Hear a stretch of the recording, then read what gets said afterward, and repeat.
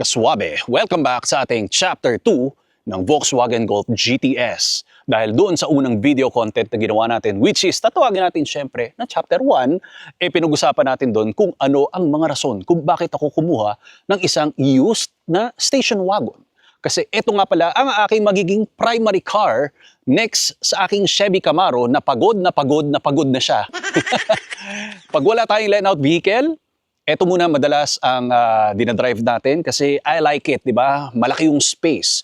Sobrang stretch out. Mas napaka-roomy. Ang daming pwedeng ilagay. Doon sa unang video natin, Kaswabe, sinabi ko sa inyo, magkakaroon tayo ng first batch of modification. So dumating na yung panahon. Sa tulong yan ng ating shop sa S5S Auto Hub, located sa Visayas Ave, Kaswabe, na isang katuparan natin ang mga before and after na transformation. Pero hindi ganun ka sobrang lala yung binago natin dito kasi gusto ko pa rin i-retain ang pagiging simple niya as Daddy Wheels. Yun ang tawag ko pa sa kanya kasi yung weekend car natin, yun ang merong karapatan talaga para magwala sa itsura niya. So, titingnan pa natin kung ano yung mga babaguhin ko doon. Pero watch out kasi bibigyan natin yung Chevy Camaro ko ng carbon fiber na wing. So, kinakailangan nakasubscribe ka sa ating video pag gusto mong mapanood lahat yon. Anyway, Kaswabe, on this video, i-check natin lahat kung ano rin yung mga future modifications na gagawin natin kasi chapter 2 pa lang ito. Siyempre, pag may 2, merong chapter 3 pa rin. Dahan-dahan lang, Kaswabe. Marami tayong pag-usapan dito sa Volkswagen Golf GTS and pag meron kayong ganito, comment down below para at least meron tayong community. Nakakapag-usap rin tayo sa mga plano natin. Siyempre, the world is changing. Kinakailangan meron tayong hakbang na gawin.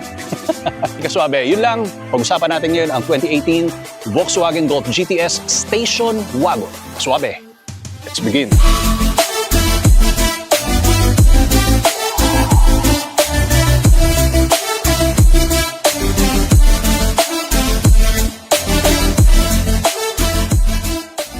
Well, Kaswabe, para sa unang batch na ginawa natin dito sa Golf GTS is, syempre, I want my car to be different in a simplest way, Kaswabe, without destroying kung ano yung exterior look niya. Parang tao lang yan, di ba? Minsan yung iba gusto malinis sa katawan, meron iba naman gusto rugged yung personality nila.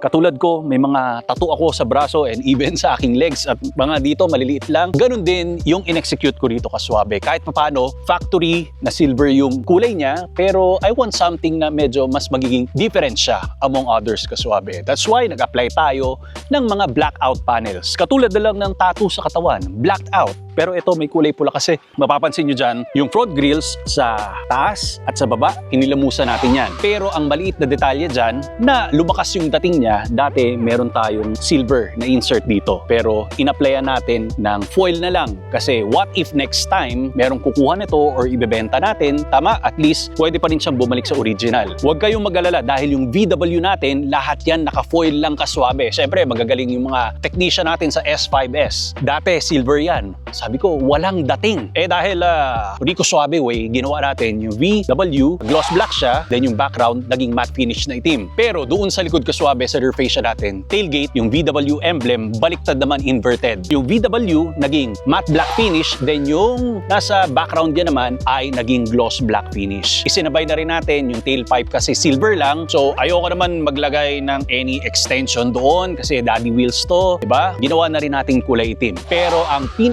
impressive din kahit papano ay yung mga wheels natin, dati silver lang siya. Pero ngayon, in-applyan natin ng Chromax paint, Kaswabe. Napaka-kintab. Yung tipong pag naglanding yung mga langaw at lamok, ma-i-injured talaga sila.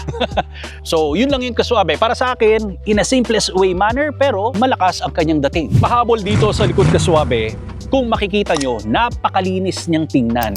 Kasi wala kang mababasa dito dahil tinanggal natin yung mga emblem. Nag-debadge tayo ng mga lettering dito na nakalagay. Again, ito yung VW natin na emblem. Para sa next changes na ginawa natin, nagkaroon ito ng application na smoke, main headlamps, rear tail lights, doon sa kanyang high-mounted na third brake lights, and even doon sa safety markers natin.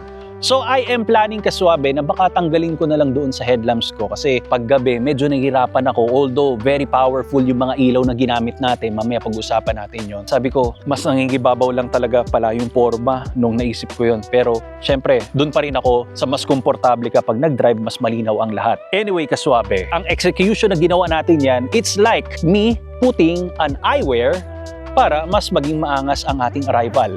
Well, ganun ang ginawa ko sa mga smoke natin na mga ilaw. Introducing Autosport. Kaswabe, this one is the world's most innovative mobility scooter that we can get para sa ating lifestyle and sa mga kababayan natin na PWD. Madali lang to. Comes with 2 separate parts na pwede mong gawing trolley at the same time. Installed nga pala doon sa harap ang iyong illuminated LCD display for you to see the performance and enhanced lighting system para sa safety precautions pag nasa road ka or sidewalk na pwede mong ilagay sa sports car or regular car na trunk kasi maliit lang ito and very lightweight. Within seconds, ang dali lang i-assemble. Up to 10 speed ang kanyang taglay and 10 kilometers per hour ang kanyang maximum na pinartneran mo ng shock-absorbing flat-free tires for advanced performance and auto braking system. At hindi lang sa kotse, mantakin mo, pati sa tren, pwede. And flight approved ang ating baterya. Meron tayong lisensya. So, ibig sabihin, pag nag-travel ka around the world, kayang-kaya mo itong ilagay sa cabin at ibaba mo, ma-assemble mo kagad ito. Ang design nito ay talagang super passionate sila para ipakita sa inyo ang performance. So, ganun lang yon. Be active, be free, be yourself by Autosport. Ang link ay nasa description below para i-check mo na lang kaswabe. Nothing is more important kaswabe na meron tayong 20/20 vision every time na nagmamaneho tayo tuwing gabi. So what we did is pinalitan natin yung main headlamps and even yung fog lamps natin. Ginawa natin itong very powerful na LED set of lights. So kung nakikita nyo, iba na yan kaswabe, naka-projector talaga yan. Pero before is halogen, ngayon in-upgrade natin ng LED, tapos yung fog lamps natin, sobrang lakas. Pero sa totoo lang kaswabe, pass muna talaga ako sa ganitong klase. Nabablock niya kasi yung pinakaliwanag ng main headlamps natin. Kaya after this video kaswabe, i-remove ko na to para safe pa rin tayo every time na nagmamaneho tayo tuwing gabi at makakagawa pa tayo ng mga content dito. As you can see kaswabe, ang factory color niya ay silver. Pero nung dinatan namin ito, may pagka-bronze yung itsura ng kulay niya. Lalong-lalo na nung i-feature natin ito doon sa aking first video, wala pang car wash yun. Ganun na ganun yung kulay niya. Kasi sabi ng owner, wala siyang silong nitong sasakyan na to. Tapos kung mapapansin mo, iba yung glare niya. Para siyang hinilamusan ng dagta. Or parang parang platito na maraming sebo. Tapos tinamaan mo ng ilaw. Ganun na ganun yung itsura niya. Medyo may pagkalakit. Pero ang ginawa natin sa S5S ay nagkaroon tayo ng detail and buffing. At least, lumabas na ngayon yung pinaka-original paint niya kaswabe. Okay? Mas refreshing na siyang tingnan. Tapos hindi mo mapapansin na 2018 yung model na to eh. Ang akala mo, 2019 na. Hindi, biro lang. Pero sa totoo lang, kaswabe, tuwang-tuwa talaga ako dahil napaka-kintab niya na ngayon. Well, to be honest, kaswabe, nung una kong kinuha ang ating Golf GTS, binayaran ko naman, di ko lang basta kinuha, ay ang napansin ko rito, ang daming acid marks sa window, kaliwat kanan, sa front windshield, lahat na ng shapes, lahat na ng definition, lahat na ng korte ng isla nandito, kahit talagang punasan mo siya, ayaw nang mawala. So, ang ginawa natin, acid rain removal. Then after that, umalinis na siya. Binago na natin yung window tints. Ginamitan natin ito ng Nano Pro Ceramic Window Tint that has super heat rejection and UV protection na umabot ng 99% that kills 99.9 bacteria at kinakailangan ng proteksyon lahat ng pasahero pag pumapasok dito sa kotse. Do you agree? Siyempre, kinakailangan. Hindi sila mainitan, di ba? So, ang maganda niyan, naging two-tone na yung kulay natin. Tapos, from the outside world, okay, itim na itim siya. But if you go inside, at least malinaw pa rin siya kaswabe. Hindi siya ganun kadilim. At ang importante niyan, shutterproof na rin yung windows natin because of the Nano Pro technology kaswabe. Okay? Pero depende pa rin kung gaano ka lakas na banggayan. Baka mamaya, tinamaan tayo ng meteor. Siyempre, ibang usapan na yon. Basta ito, hindi magulog-hulog yung mga pira-piraso sa mga simpleng wasak lang kaswabe. Okay? Up next kaswabe ay nagkaroon tayo ng interior detailing. Pero hindi ito yung ordinaryo na nakikita mo na parang binacuum lang, pinupunasan, hinihipan, ganun. Nagkaroon tayo ng full interior detail. Yung tipong removal talaga ng seats, lahat ng floor matting natin magmula sa harap hanggang sa likod, removal yan hanggang sa lumabas yung skeletal system and even yung mga ugat-ugat arteries, capillaries, whatever. Ibig sabihin nun, yung mga wiring, nakikita mo na at doon ako na wow, ay ganyan pala yung itsura ng mga nasa ilalim ng floor matting natin. So in that case, at least internal cleansing ito kaswabe, you make sure na walang mga insekto or mga itlog ng mga hindi natin inaasahan, lalong-lalo na may mga ipis yan, di ba? Yun ang talagang ayaw ko sa sasakyan kasi siyempre hindi naman natin minsan naiiwasan pag may mga kids kayo, kumakain sila. So ganun ang ginawa natin dito sa S5S Kaswabe. Idadamay na rin natin, nagkaroon tayo ng louder horns. Ang ginamit ko na brand ay Bosch para bugawin yung mga kumakamote on the road or kahit naka 4 wheels ka na kumakamote ka, pwede kang bugawin ito sa sobrang lakas, parang hinipan ka ni Superman. So Kaswabe, yun na nga ang kaganapan para sa ating first batch ng modifications.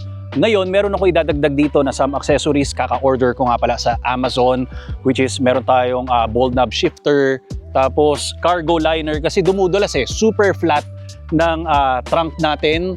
Lalong-lalo na ito, yung Coleman ko, talagang nag-swing siya pag nagda-drive. Car trunk organizer, which is sa seat nakalagay, and carbon fiber paddle shifters. Yan yung parating ko na accessories. Ngayon, ang next na i-modify ko rito Kaswabe is medyo masagwa talaga yung mga brake calipers natin. I mean sa brakes, wala pa tayong problema, makapal pa siya.